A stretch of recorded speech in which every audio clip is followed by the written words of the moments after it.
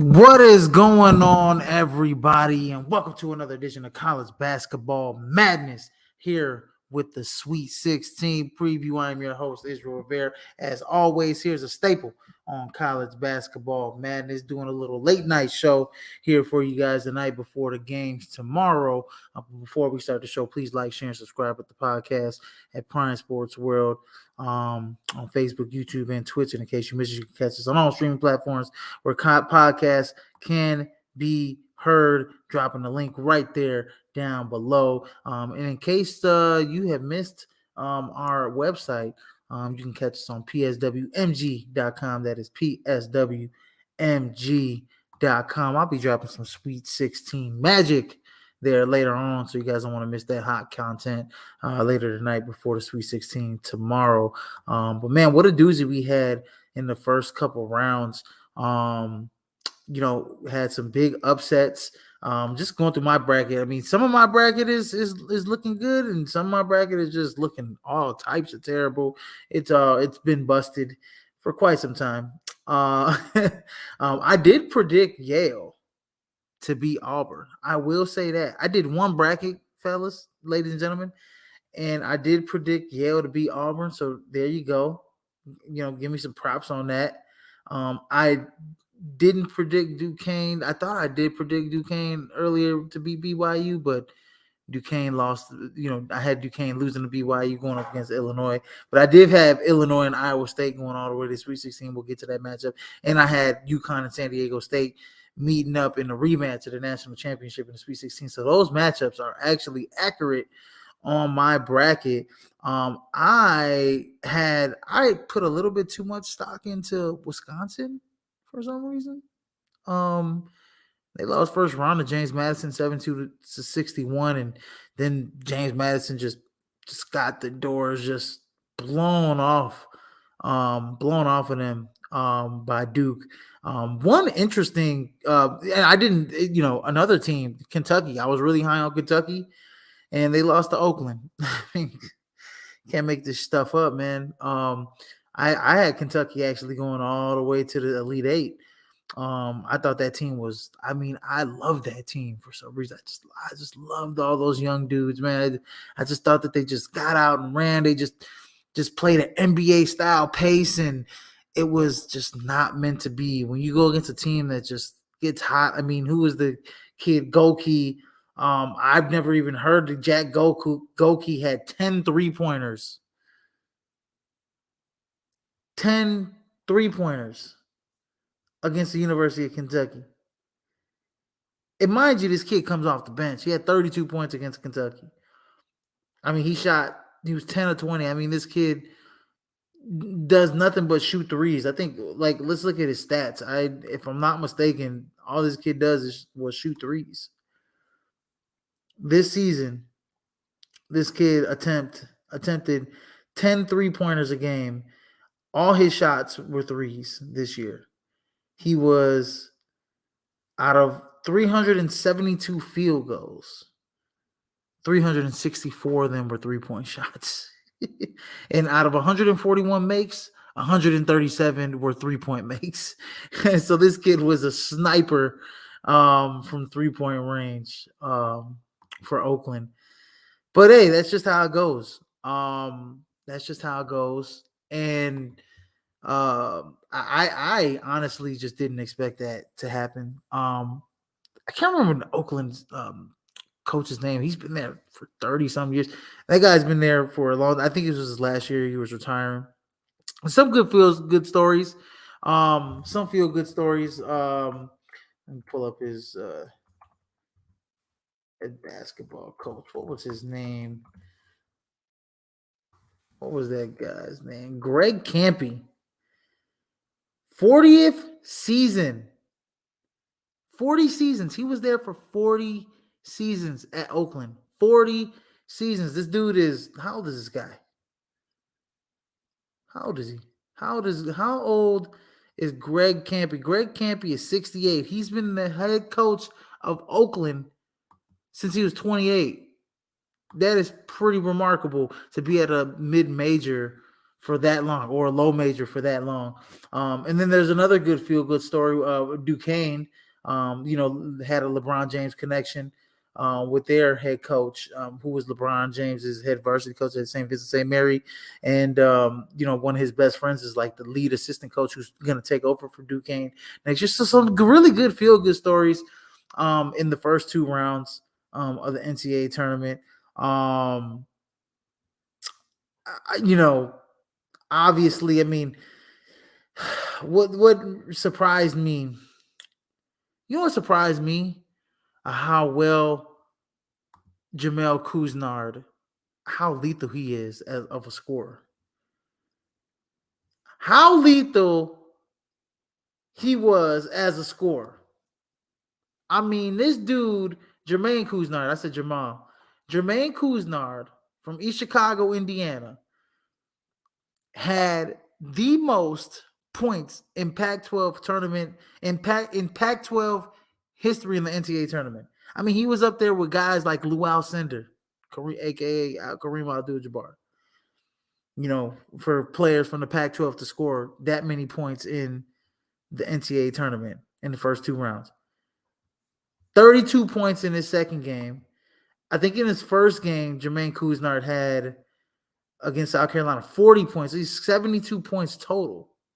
He was a bucket, a walking bucket versus Creighton. And then that game went to OT. That was a really crazy game as well. I thought Creighton was done for in that game, but Baylor Shearman brought them back to life. In the last at the end of regulation.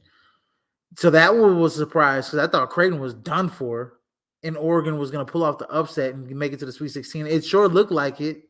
It sure as hell looked like it, and that's a testament to Oregon, right? That's a testament to their head coach. Had I mean, this team, was playing some of the best basketball. I mean, they went on a Pac-12 tear, won the Pac-12 championship. I mean, Damon Altman is a hell of a coach. And had this team ready and prepared by the tournament time. And I mean, they stood up there with a team. I love Creighton. Outside of Kentucky, I think Creighton. I picked Creighton to go to the national championship this year against UConn, and I still that prediction is still holding up. That prediction is still holding up. So I was very surprised at how much of a lethal sniper Jermaine Kuznard is. I mean, I saw it, a little bit. I saw a little bit at the end of the season, but man, I mean, he really turned it on. He really turned it on. Another guy who I want to give a shout out to. Now they had a horrible game plan against Alabama, but I want to give a shout out to the Grand Canyon Antelopes. Like, they really gave Alabama all they could. Let me tell you, man, Tyon Grant Foster, if he's not on the NBA roster next year, I don't know what to tell you. This guy has an NBA game. He can get to anywhere on the floor, and he's a former 4-star recruit. I believe he went to the University of Kansas. He had a stop at DePaul, had a transfer season, had to sit out a year, went to and was at Grand Canyon this year as he actually played, full-time minutes there at Grand Canyon this year. But this is a kid that, 6'7", got an NBA body, he can get to anywhere on the court. He's a 3-level scorer. He's got great length. I'll be surprised. Look, I'll be surprised. This kid might shoot into the early second round, maybe late first round. I'm that serious. Like, he's got some NBA game on him. With that being said, Grand Canyon, it was like, everybody was trying to play ISO ball. I don't know what the hell, Scott Drew, or not Scott Drew, but Bryce Drew. I don't know what the hell Bryce Drew, he knows better. You know what I mean? Like, yeah, Bryce Drew knows better. Um, you gotta run some plays, gotta run some action in the half court. And Grand Canyon, if they would have made, they missed 17 free throws in that game. If they would have made, you know, at least 75% of those free throws, I mean, we're talking a close game here. We're talking maybe Grand Canyon sneaks out of there with a W against Alabama, and they're in the Sweet 16. I had them going to the Sweet 16 against North Carolina. So my bracket is, done on that side, obviously. But and then another one, I had a little bit too much faith in New Mexico. I thought they were so hot. I'm really into like hot teams, hot going into the tournament. Hot going into the tournament. Like they won the Mountain West. Jalen House was on fire, and then they just ended up first round just laying a dud against Clemson. Clemson just came in there and took their cookies, man. 77-56, first round matchup. So yeah, that's just how things go. That's just how things go. That Texas Tennessee game was, hey, look, Tennessee, if they don't play right against Creighton, we'll get to it. If they don't play right against Creighton, it's gonna be an early dismissal for them in the Sweet 16. That game would be over with real quick if Tennessee don't play right. Because they were not playing up to par against Texas, and Texas almost snuck one out on them. So yeah, the first two rounds were amazing. I actually, I had NC State moving into the second round after, I had them beating Texas Tech. I thought Kentucky was going to beat Oakland, so obviously, but man, look, out of this tournament, if there's something about this, if there's a theme about this tournament, this is the tournament of the big fellas. Okay, it's a tournament of the big fellas. In each region, there's a big fella. Okay. In each region, there's a big fella. And DJ Burns is a hell of a big fella. Okay? DJ Burns is a hell of a big fella. All right? 6'9", 275, skilled, has a Zach Randolph type of game. He scored, 40 points in his first two NCAA tournament wins. You know what I mean? He's been on a tear since the ACC tournament.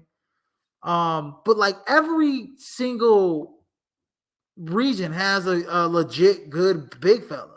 Like UConn has been showing how dominant they are. I didn't think they'd be this dominant, but they are just dominant right now. They've really turned it on. So you got Donovan Clingan for UConn. This is going to be a hell of a matchup. Donovan Clingan versus Jaden Ledee. Oh, I can't wait to see that.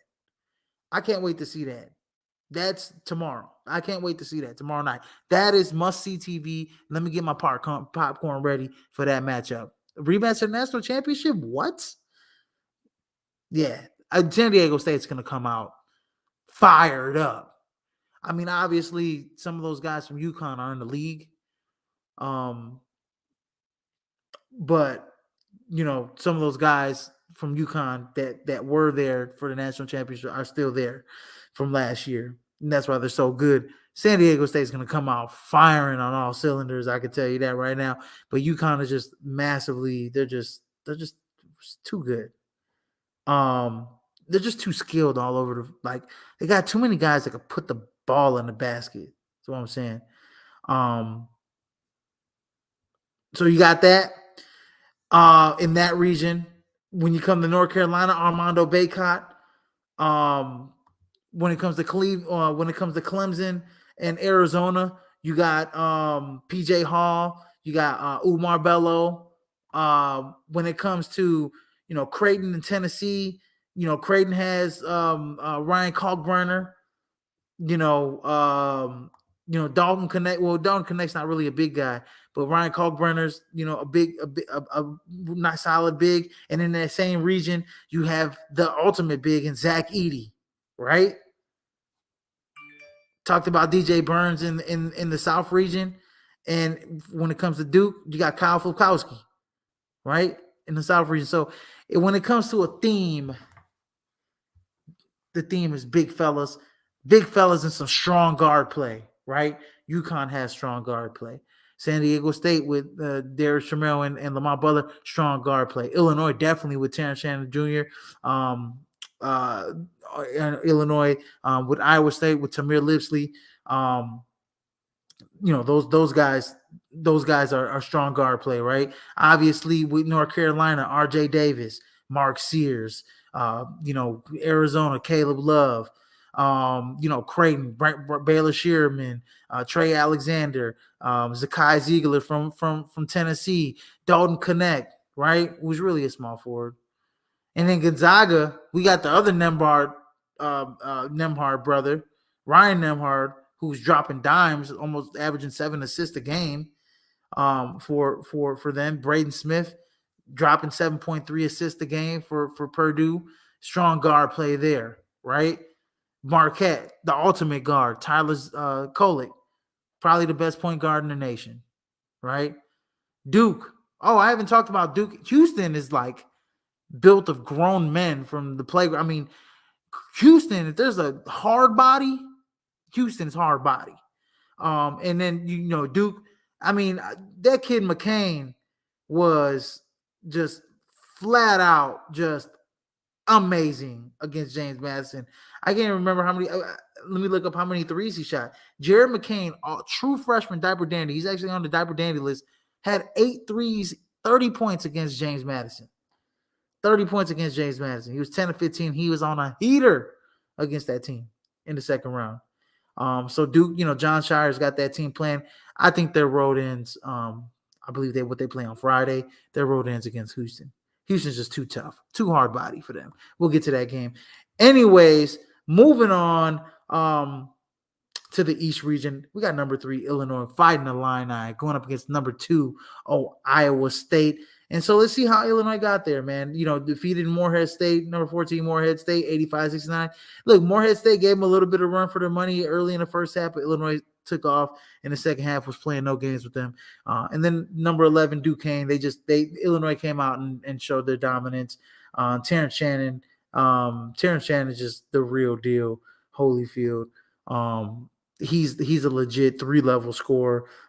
He had 30 points in that game. I believe Terrence Shannon had 2 back-to-back 30-point games. He had 26 against Morehead State. He had 30 against Duquesne.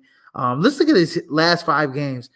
In the Big Ten quarterfinal, 28 points. Big Ten semifinal, 40 points. The Big Ten final against Wisconsin, these are all wins too, 34 points. First round, 26 points. Second round, 30 points. Terrence Shannon Jr. is legit like bucket getter. Okay, legit bucket getter. So I got to give him some love. And then Iowa State defeated South Dakota State 82-65, and then they were in a little one, in the first half against Washington State, and pretty much bent the corner on them and took off. So going over that game, this is gonna be an interesting game. In my opinion, it's going to come down to the guard play. Which guards are going to, play the best. When it comes down to it, Illinois, I think, has more bucket getters. Iowa State has guys that can play really good perimeter defense, and that control the pace, in this game. When I look at it, Iowa State's pretty dominant this year, 13-2 in non-conference play. This is a different story. I don't care about non-conference, conference play, all of that good stuff. Tamir Lipsley and Keyshawn Gilbert, they're going to have their work cut out for them trying to guard Terrence Shannon Jr. Coleman Hawkins has been playing lights out. Even when Terrence Shannon Jr. went out, Coleman Hawkins has been playing great basketball. Both teams are on a heater. But when I have to give the edge to, I got to give the edge to Illinois Fighting Illini, because I think this team right now, they're playing great offensive basketball. And when they go on a heater, they really go on a heater. And when I say a heater, I'm talking about they really don't miss a lot of shots when they're starting, when they're going. Iowa State, obviously, they like to play a slower, grinded out game. But Illinois is trying to get you out in transition. They're trying to force turnovers. They're trying to get you out in transition. But they're also shooting a ton of threes. They're shooting a lot of threes as well. They're not as great defensively as Iowa State is, but offensively they are head and shoulders way better than Iowa State, in my opinion. So I'm gonna give the edge to Illinois to win this basketball game. Like I said, going to come down to the amazing guard play. I think Terrence Shannon Jr. pulls up another 30-plus gem against Iowa State. Next game we got on the slate in the East region, we got number 5 San Diego State versus number 1 UConn in the rematch of the national championship that wasn't even close last season. San Diego State got here beating UAB. That was a really close game. I mean, that was a tough game for them, as everybody predicted. They really took care of Yale real quick, got him out of there 85-57. Just the size of Jaden Ledee. He dominated in that game. And then UConn got here beating Stetson and Northwestern. That Northwestern game, they just dismantled Northwestern. I did not expect. I thought that would be a closer game. I mean, they literally, Boo Buie was like a non-factor in that game against UConn. So this is an interesting matchup because, honestly, I'm going to tell you, look, UConn is favored by 11.5 points. And I'll tell you this right now. It's not going to be because, Klingon is bigger and Jaden Ledee. Like, Jaden Ledee is going to get his points. Jaden Ledee, I think, is going to get 20 and 10 and whatever. But it's everybody else. Can Lamont Butler, can Darius Trammell, can those guys score against and keep up with the Tristan Newtons of the world, with the Stephon Castles of the world? Can they keep up with the guards of UConn, of the world? This is a UConn team that is primed to go back to back, and they have very little weaknesses. They shoot the ball really well from all levels. They shoot the ball from 3 really well. They shoot the ball from 2 really well. They rebound. They get out in transition. They play great defense all over the floor. They're well connected. This is a team that's just like that is on a string with each other. Look, San Diego State 6-4 in their last 10. This is a new season. I think this game they're going to come out swinging, ready to play against UConn. A lot of emotions are going to be involved here. But with that being said, I like UConn to win this basketball game. Again, they're just too skilled all over the floor. They're just way too skilled all over the floor. And it's just gonna be a tough game for San Diego State. Again, those 2 guards, they're gonna have nightmares. Trying to guard, Tristan Newton. I didn't even mention Alice Caravan. Stephon Castle, he's a freshman, but he's got a lot of skill. Was it Cam Spencer? He's got a lot of skills. He's got a lot of skills as well. He can shoot the 3. He can get out and run and transition as well. He can play make as well for the UConn Huskies. So this is a team that's really deep. They go about 7 deep, and this is 8 deep, and this is a team that can get after it. So you're with the UConn Huskies, you got your work cut out for you when you're playing them. But yeah, like I said, it's gonna come down to the guard play. If Lamont Butler and Darius Trammell and the others of San Diego State, because look, Jaden Ledee is gonna get his. Elijah Saunders. Jaden Ledee is gonna get his. It's the other guys if they can get there. So it's about how those guys respond against UConn. But give me UConn to win that basketball game and move on to the Elite Eight. In the West region, we have Clemson number 6 Clemson going against number 2 Arizona. Clemson got here defeating number 11 New Mexico 77-56 and defeating number 3 Baylor 72-64, which is a really good game actually in the second round. And then Arizona got here defeating Long Beach State 85-65 and number 7 Dayton 78-68. This is going to be an interesting game. So I have a little, Caleb Love is, in my opinion, he just hasn't really been shooting it well the last couple of weeks, in pretty much the last month, in my opinion. Now, I know he did, kind of have a turning point a little bit against Dayton. I think he had, 18 points, 19 points against Dayton. Dayron Holmes from Dayton is a really good basketball player. He's probably going to be a first round pick.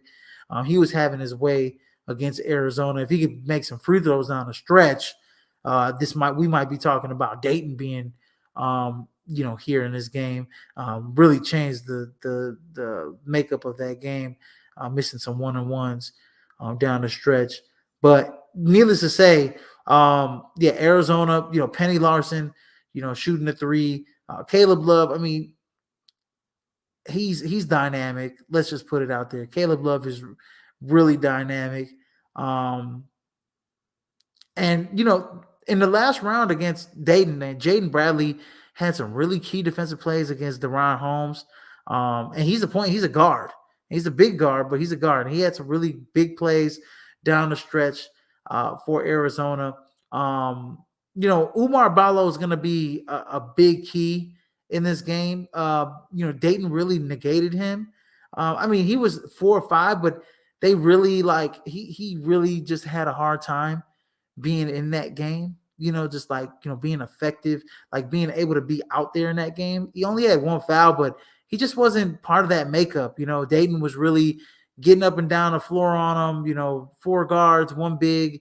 It was really hard for him to be in that game. And against Clemson, they're going to need him, right? Because, you got, PJ Hall that you're going to deal with. Clemson has, some size that you're going to have to, negate or be with. So, Shiflin and Hall are 2 bigs that Umar Bello is going to, his services are going to be needed in this game. I just think when it comes down to it, I think Caleb Love is a more dynamic player. I think, look, this Clemson team is it's a nice story. They're nice, but I think Arizona's just the better team. Arizona's, the better shooting team. They're more poised. They got more bucket getters. They have that ace and Caleb Love, who I think that he needs to play a little bit better. We did see a little bit better. I don't like his shooting numbers still, but I think he needs to shoot a little bit better for them to be more effective. When he's on, it's lights out. There's nobody beating Arizona. When Caleb Love is making efficient, when he's efficient, there's nobody beating Arizona. I don't think in this tournament, even UConn, in my opinion. But when he's efficient, when he's inefficient, this team struggles a little bit. So, Pelly Larson's going to be a big factor in this game as well. So, but give me Arizona to win this basketball game. I just think they're just the more superior team from Clemson. Next, we got a nice matchup here. This is really going to be a very competitive matchup between number 4 Alabama and number 1 North Carolina. Look, North Carolina got there defeating Charleston, number 13 Charleston 109-96, and defeating. Alabama beat Charleston 109-96 and beat Grand Canyon 72-61. North Carolina got here defeating number 16 Wagner 90-62, and number 9 Michigan State 85-69. I think Alabama's going to have a tough time trying to guard Armando Bacot. That's just my opinion. I think they're, it's going to be very difficult to slow that guy down. And then when he gets it going, RJ Davis gets it going, and everybody else starts to get it going. They have another fabulous freshman in Elliot Cadeau, who's really good in his own right.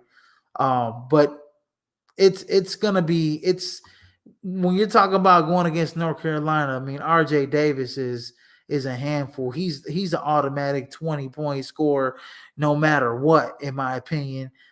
Armando Bacot, 18 and 10 type of guy. He's gonna bring it. Harrison Ingram's another guy that's gonna bring it. They have guys all over the floor from North Carolina. Trimble, Weathers, all those guys are gonna bring it.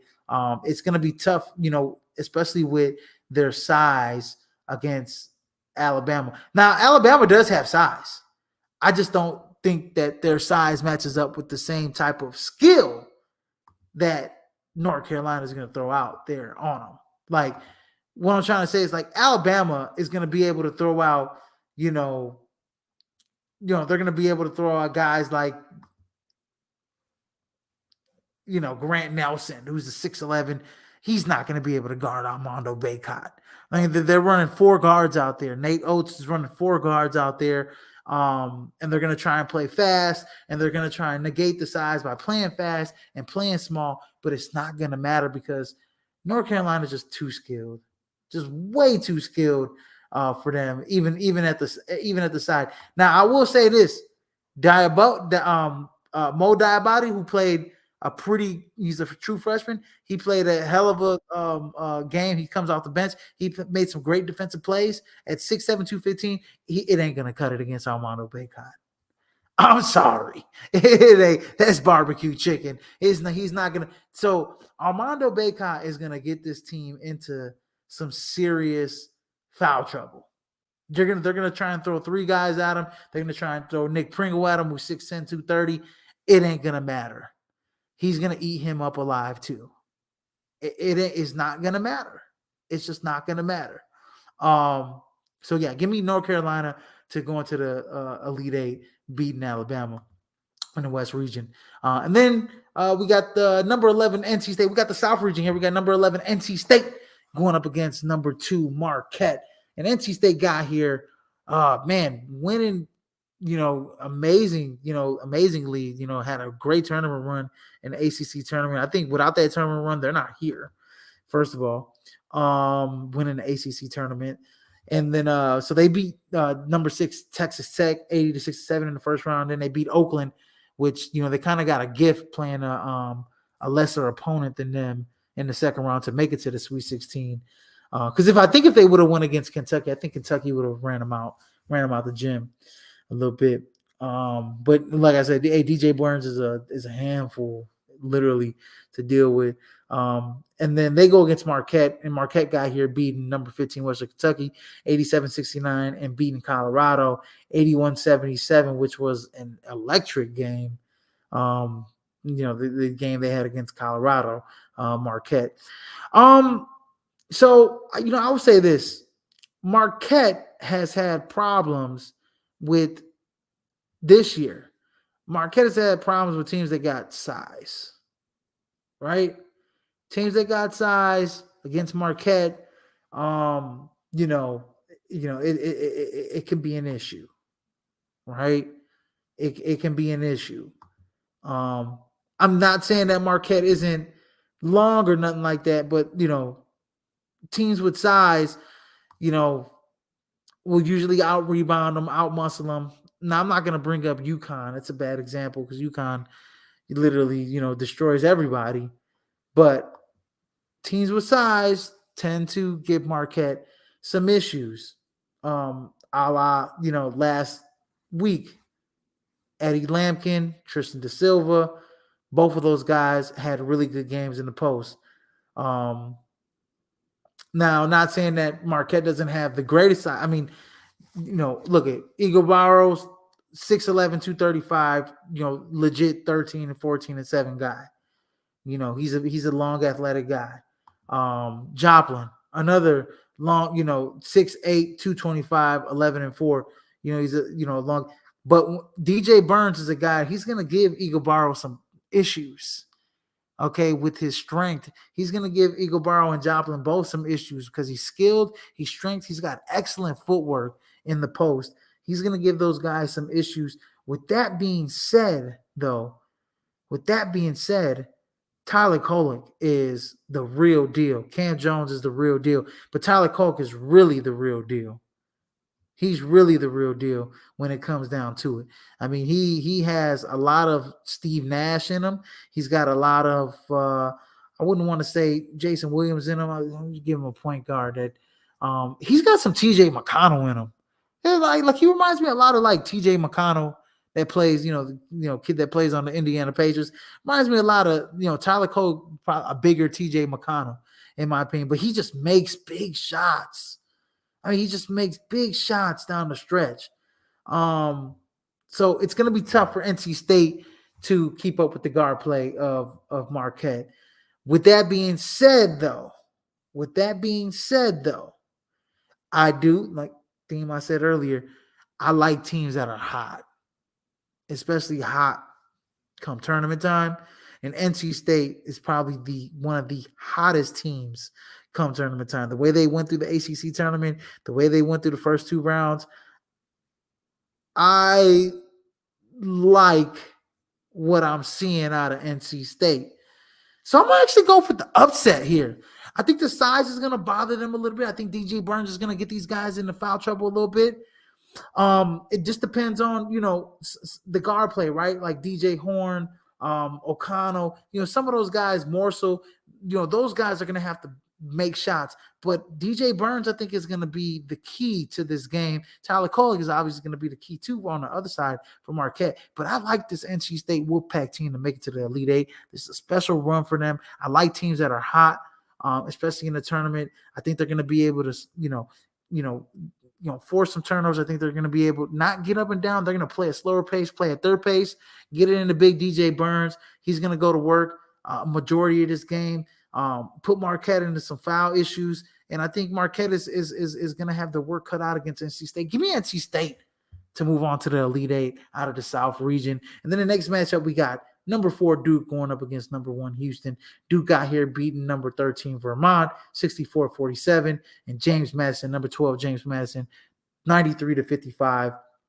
And how Houston got here, they defeated number 16 Longwood 86-46, and number 9 Texas A&M as well. I don't think I had the score there. But anyways, let me look at the score, what they beat them by. They beat them by 195. That was actually a really good game. Wade Taylor was having a good game. He's actually a really nice player, actually, in my opinion. Wade Taylor and those guys from Texas A&M. Buzz has those guys playing some really good basketball. Wade Taylor's a junior. He's 19 points a game. He'll be coming back next year, probably averaging 20. Terrence Radford's another good guy from Texas A&M. I just got to give these guys some love. Senior, 16 and a half out of Baton Rouge, is another good point guard. I mean, they gave Houston all they can handle. And I mean, what a shot that I forget what his name, Garcia shot to send the game into OT. I mean, that was tremendous in its own right. But when it comes down to this Houston team, I mean, between Jamal Sheed, LJ Cryer, and Sharp, these guys are they're grown men. Emmanuel Sharp, they're big guards all over 6'3". I think Jamal Shead's a tank. First of all, 6'1", 200. He's a tank.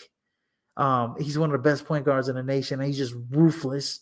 He's one of those guys that'll rip your heart out. LJ Cryer's another guy. He's a tank. He'll rip your heart out. These guys from Houston they're just built different. When you say built for tough, these guys from Houston are legit built for tough. They are built for tough. And those that 3-guard lineup last against Texas A&M, 71 points between the 3 of those guys. Just putting that out there. So this is going to be a tough matchup for Duke. With that being said, on the other side, I gotta talk about my not my Dukies, but I gotta talk about the Dukies. Duke has a great freshman, Jared McCain. Kyle Fulkowski is another guy that's been there for a couple seasons. He's going to come out and bring it as well. But I just think Houston's just a tougher team. Jared McCain is as good as he was against James Madison. This isn't James Madison. This isn't Terrence Edwards. I mean, Terrence Edwards is a nice player, but this isn't James Madison. This is Houston. This is, those 3 guards are going to rip your heart out. I mean, I like Tyrese Proctor. I like Jeremy Roach. Jared McCain, nice freshman. But those 3 guards are not, Jamal Sheed, LJ Cryer, Emmanuel Sharp. Those guys they're not those guys. You're not that guy, pal. You're not those guys, pal. So those 3 guys are better than their 3 guys, in my opinion. Kyle Fulkowski could be the difference maker in this game. But I just think Houston they are just ruthless, man. They are tough-minded. They're gritty. They play defense like it's their last possession on every possession. They get after it. They turn you over. They can score the ball. They can get out in transition. They can play in a half court game. It's really not a lot of weaknesses on this Houston team, in my opinion. So Duke's got their work cut out. John Sayers got his work cut out for him. I think one thing for Duke to do, they have to be able to hit their shots. Last week they made, what was it, 13, 14, they made 14 threes. You got to shoot 50% from the three again to able to have a chance against Houston. You got to be, and it's going to be tough because the perimeter defense is really good. So you got to be able to shoot another, 50% again from the three, to beat Houston. Rebounding wise, you got to be able to out rebound Houston as well, right? One of the better rebounding teams in the league, in the country, right? One of the best perimeter defenses in the country. With that being said, give me Houston to win this basketball game. I don't even think it's close. I think that they're just much tougher than Duke. I think they're more skilled than Duke. I think their point guards, their guard play is going to be better than Duke. It's going to be a long day for Duke. Give me Houston. Moving on to the Elite Eight against NC State. And then we have the last region of the night. Number 5, Gonzaga, going up against number 1, Purdue. And let's see how Gonzaga got here. They defeated number 12, McNeese State, 86-65, and defeated number 4, Kansas, without Kevin McCullough. That one was going to bite them in the butt. They came out in the second half. That was a single-digit basketball game. They came out in the second half and just lit Kansas up like a Christmas tree from three-point range. So Gonzaga was really good in that game shooting the basketball. Purdue got here beating. They defeated number 16 Grambling State, which was predicted, 78-50, and they defeated number 8 Utah State 106-67, and they absolutely shot the ball off the leather from start to finish. For Utah State, they started out the game probably first 7 minutes it was a little competitive, and I think their game plan, Utah State's game plan, was totally wrong against Purdue. They should have used Great Osobor a lot more than they did. Like they had Great Osobor bringing the ball up, but they were like pretty much like he was coming up and they were using him as like the initiator. I wouldn't say initiator of the offense, but he wasn't trying to score. He was more or less trying to distribute to a team that doesn't make a lot of three-point shots. Like he was getting guys open shots and they just weren't making them. And when you're not making shots against Purdue, and then another thing defensively, the game plan against Purdue was horrible, where it's like every time Zach Edey got positioned down there, they went down there and tried to double team and fouled them. And it's like, if you're going to foul for real. And if you, putting Zach Edey on the line is stupid anyways, because Zach Edey is a great free throw shooter. So he's going to make his free throws. And the thing is like Zach Edey is going to get his. That's one thing about Gonzaga. They played each other already, and Purdue won early in the season. Zach Edey's going to get his. He's going to get 25, 30 points. He's going to get that. He's going to get good position. He's going to score. The college game at the next level, I don't want to talk about the next. I'm going to talk about it a little bit. At the next level, Zach Edey's going to have a very tough time trying to score at the next level.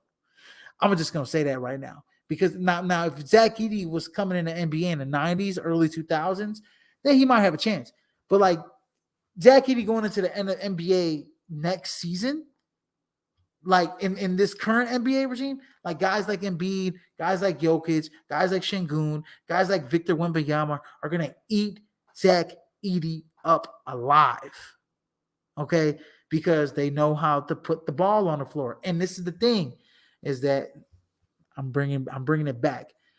Great Osobor, that's how they should have used Great Osobor against Zach Edey. Should have made him become a defender laterally and trying to defend Great Osobor off the dribble. They didn't do that. They weren't trying to do that. And I think, they had a foul. They had some fouls on the forward as well, which were, uncalled for, in my opinion. So, Utah State did it themselves. But, I saw, 2 fouls that Great Osobor put on Zach Edey. I said, man, if they would have just did that from the get-go, Utah State would have been in good hands, because they would have took Zach Edey out the game, and it would have been Great Osobor versus whoever the hell else they're gonna throw out there. And then Braden Smith got into early foul trouble in the first half with 2 fouls. They didn't take advantage of that. Utah State just wasn't a team prepared to face a team like Purdue. They're tough as nails. They were tough as nails. I loved Utah State watching them in the Mountain West Conference. I saw a game earlier this season at their house against San Diego State where Great Asabor literally just, was giving Jaden Ledee buckets all game long. And that team was just playing really good. And they make timely threes. They don't shoot a lot of threes. They make timely threes, but they don't make a lot of threes. And when you're trying to shoot and make a lot of threes and you don't make them against a team like Purdue, you get eaten up. With that being said,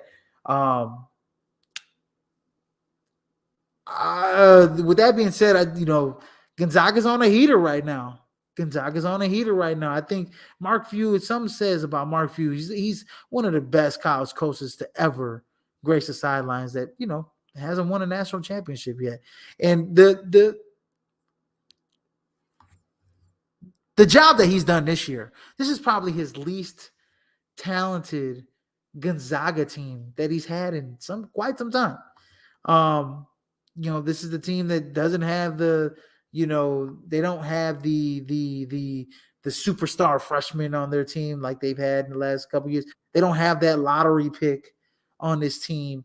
But what they do have is they have guys that can really play basketball. Ryan Nembhard is a guy that can really play basketball. He's one of the best point guards out of WCC and obviously in the nation.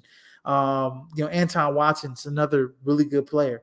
A senior. This is a junior, senior laden Gonzaga, not as talented, doesn't have the superstar power that Mark Few has had in like years previous, but this team is well connected.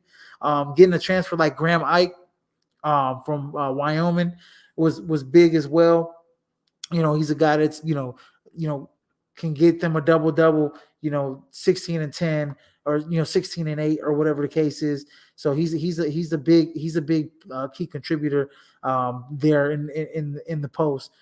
Like I said, it's gonna be tough. It's gonna be tough trying to guard Zach Edey for X amount of minutes, for 35 plus minutes in the game. But you're gonna have to do it, and I think you're gonna have to make him play laterally. You're gonna have to force him to. This is how you take him out the game: is force him to play defense, side to side, pick and roll, stuff like that. So when it comes down to it, I think Purdue has the makings to win this game, right? I honestly do. I think Purdue should win this game. And when they did play early, and let's look at the stats when they played earlier this season. When they played earlier this season, 73-63. I think this was at the Maui Invitational. I think Zach Edey had 25, and Zach Edey had 25 and 14. 25 and 14 with 3 blocks against Gonzaga at the Maui Invitational.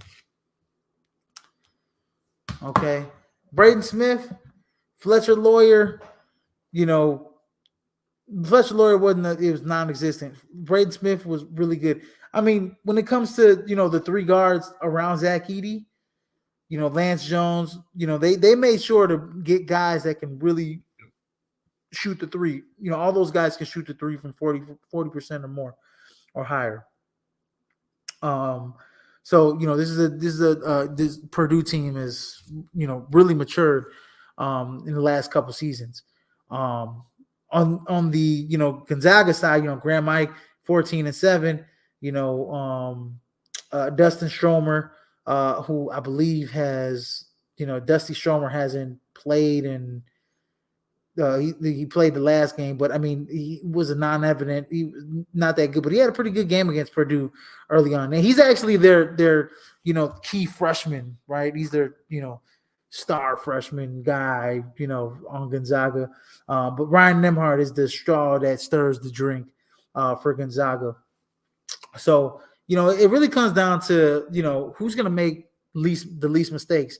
14 turnovers for Gonzaga, to 13 against Purdue, pretty even, but, still, they turned Gonzaga over 14 times. I think if you can protect the ball, I think another thing is, Gonzaga was able to, this is a team that can shoot 40% from 3-point land easily. They definitely did in the first two games. Gonzaga had 40-some% shooting three-point range the last couple games in the tournament. I think it was like 50%, something like that. In the first game, they only shot 18.8% threes, right? And they shot 32 threes, and they only made 6 of them. And they shot 37% from the field as a whole. So, it's all about if they can, it's all about making shots, right? And if they can, be more efficient, in that paint area against Zach Edey, maybe, get him out in foul trouble a little bit. But I think it's going to come down to, Braden Smith and Ryan Nembhard.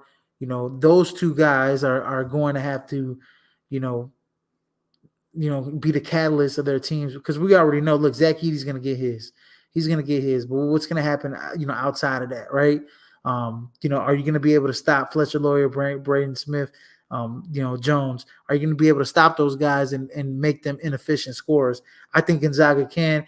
Give me Gonzaga to win this basketball game. I think it's something about saying a team that has, a team that plays another team twice in the season. I think they saw him the first time, second time they see him. I think Gonzaga is going to have their number in this game. Great run for Purdue, Sweet 16. Good career for Zach Edey. Good luck to you in the NBA, but you guys are getting out of there in the Sweet 16.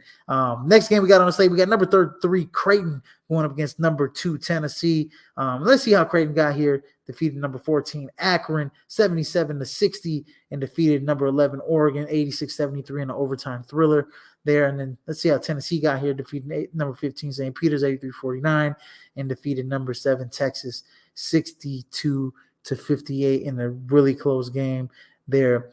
Hey, I don't know what's going on with Dalton Connect, but he needs to wake up. Point blank. That's it. I think Dalton Connect was so good this season that we're expecting him to be really good. Sorry about that. We're expecting him to be really good, in the NCAA tournament, and he's kind of slowed down a little bit. I mean, he had 18 points, but he was 5 of 18. He took him 18 shots to make 18 points against Texas. So they made him a volume scorer. That's what you call a volume scorer. In his last, few games, he had 23 against St. Peter's. Yeah, okay, come on. What was it? Mississippi State in the quarterfinal in a loss, 73-56. He only had 14 points. He was, he shot 23% from the field, 22% from 3. The game before the SEC tournament, he had 40 points, 26 points. But in the last 3 games, he has just been non-existent. He hasn't been good at all. He's a big game changer. He's a big guard, can really shoot it. 3-level scorer, has really, showed that he can really, put the ball on the floor as well. And then, a guy like Zakai Ziegler, who, didn't score a lot in the last game, but he's a guy that just does a little bit of everything. 4 rebounds, 7 assists, 3 steals, only 4 turnovers, didn't shoot well from the field at all. But this is a guy that put together, a nice game where he put, stats in everywhere, to beat Texas. So he's going to have to be key. On the Creighton side, this team is going to have to be better. Obviously, look, they almost, they're going to have to be better when it comes down to it. It took them 2 overtimes to beat Oregon, double OT to beat Oregon. And Oregon was just not, they were not letting go. But I think Creighton is a team that is a team of destiny. I think they're looking to go all the way to the national championship. Ryan Kalkbrenner, a big 7-footer that can shoot threes as well. Stephen Ashworth had a big game. Trey Alexander showed up big, later on in the later stages. But I think Baylor Shearman is a straw that stirs the drink for Creighton.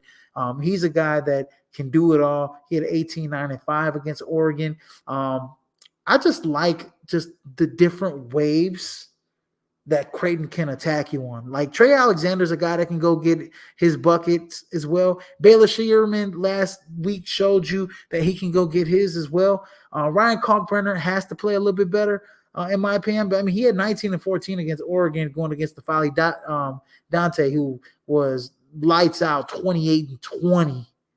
Okay, you had to deal with that guy. Okay, 5 blocks though. Had 5 blocks against him. So, Ryan Kalkbrenner is going to have to, elevate his play. I mean, he's had a pretty good tournament so far. But, yeah, we're going to have to see, Baylor Shearman. I know he had 18 points, but he's going to have to, shoot a little bit better, especially, within the paint, to be able to match up with Tennessee, who has excellent defense. I think when you look at Tennessee, they're great offensively. Rick Barnes has a really great offensive team. But defensively, Tennessee really that's their calling card. Is defense. So, Creighton's gonna have to, they got their work cut out for them. But give me Creighton just because of the fact that I think they've been there, done that. I think this is the team that is primed to go on a deep tournament run. I think they make it to the Elite Eight. I think they make it to the Final Four. And let's see what happens at the Final Four. I got them going all the way to the national championship. But look, give me Creighton. I just think they have more ways to attack you. They have more guys that can get buckets, in my opinion. But they're gonna have to, if Dalton starts connecting, if he starts connecting on his shots, it's gonna be a long night for Creighton. So they're gonna have to, make sure they keep him in check. I think if you keep him in check, I think you can, pretty much keep Tennessee in line, in this game. But anyways, that has been a show, ladies and gentlemen. Please like, share, and subscribe to the podcast, and let me know who you got advancing to the Elite Eight in the next couple of days in the comment section. Like I said, go ahead and like the our podcast feed at Prime Sports World on Facebook, YouTube, and Twitch. And in case you missed it, you can catch us on all streaming platforms where podcasts can be heard. And then go ahead and catch us on PSWMG.com. That is our internet website, dropping our print, hot, fresh articles here out the oven for you guys. So you guys don't want to miss the Sweet 16 preview, coming from me here later on to tomorrow. So you guys don't want to miss that before all those basketball games. But hey, it's been a ride. I will come back here for the Elite Eight to go over that. But hey, man, in case I miss you, man, good afternoon, good evening, and good night, ladies and gentlemen. This has been a great season for men's college basketball, and it's coming down to the end of the last few weeks here. And then hey man, we got to start talking about the women, because the women got all the star power. I mean, this year I think the women have more star power in the tournament than the men do. In my opinion, I think there's just a lot of star power on the women's side. That tournament I think is much more entertaining, in my opinion. So I think Prime Sports World will start, we'll start talking about the women as well here down the stretch when it comes down to the tournament play. But you guys don't want to miss that hot content on our internet website. You don't want to miss that hot content that Prime Sports World brings you. Tomorrow, David will come back here with the TJ. Oh no, I think David will come back here Thursday or Friday, or Friday, and we'll come back here with another show. Tomorrow's opening day, ladies and gentlemen. So you guys don't want to, miss. If you got some time, take your loved ones to the ballpark. Go catch some baseball, man. It is awesome time to be a baseball fan. We'll come back with rounding the bases with our award predictions and our conference previews. Or I won't say conference previews, but our conference predictions of who's going to win each division this season. And we'll try and bring a weekly show for you for baseball with the power rankings and all that good stuff for you guys. So you don't want to miss that hot content here at Prime Sports World. But anyways, like I said, good afternoon, good evening, and good night. I am your host, Israel Rivera, and sayonara sucker.